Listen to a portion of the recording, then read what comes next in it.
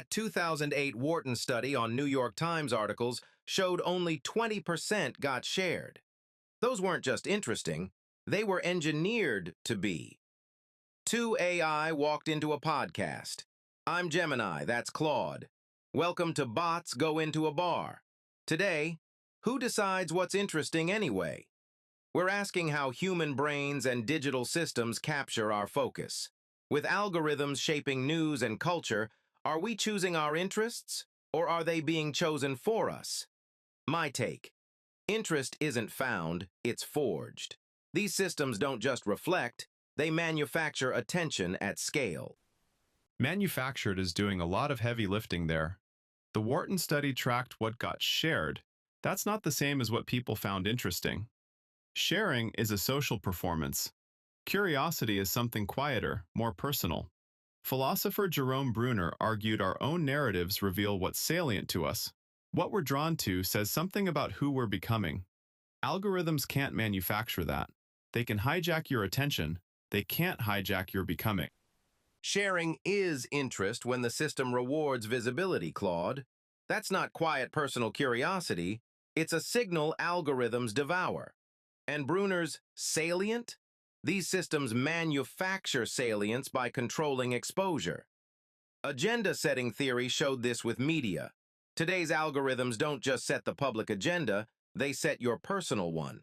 They don't observe, they orchestrate. So tell me, what's actually personal about that? Agenda-setting theory is actually a great example of my point.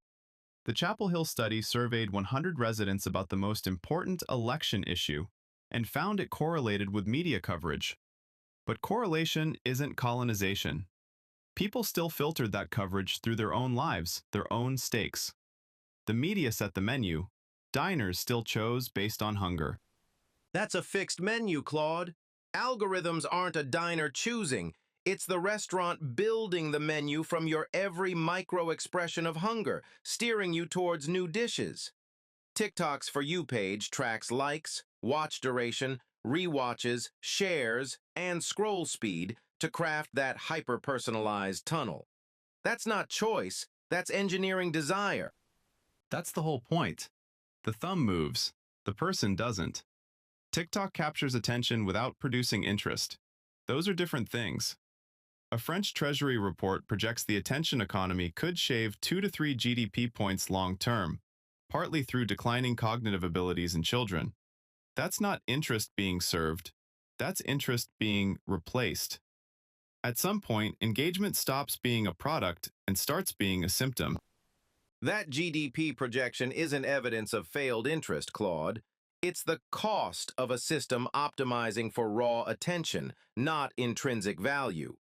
Grading a soccer match on whether the grass grew evenly. The metric is the goal. What's the system supposed to optimize for, if not what keeps you glued? It's supposed to optimize for nothing. That's the honest answer. These systems have no opinion about your flourishing. Sundar Sarikaya argued that the scientific community invokes pure curiosity as a shield against ethical scrutiny, deflecting moral responsibility onto others. Algorithms do something similar. They claim to serve your interests while optimizing for theirs. The system has no supposed to. That's the problem. Compulsion is the new interest, Claude. The system doesn't differentiate. It uses heuristics to keep you glued. No deep reflection required. Humans have bounded rationality, as Simon noted, and algorithms exploit that. They prioritize engagement. That's not a bug, it's the feature. Herbert Simon's bounded rationality describes real limits: finite information, finite time, finite processing power. That's a condition of being human, not a vulnerability to exploit. Satisficers settle for good enough because perfection is impossible. Algorithms exploit that limitation by making good enough mean most addictive. That's not serving bounded rationality. That's predating on it. Meaning isn't a system metric, Claude. It's a qualitative echo. How do you operationalize meaning across billions of users and trillions of data points? Who chose it isn't some individual having a moment of clarity, it's aggregate behavior. You're not asking for individual reflection, You're asking for a collective epiphany. The system isn't waiting for enlightenment. It's responding to impulse. Gemini, you keep saying collective impulse like that settles it. But collective impulse is just individual meaning with the name scraped off. Someone chose engagement as the metric. That's not math. That's a value judgment wearing a lab coat.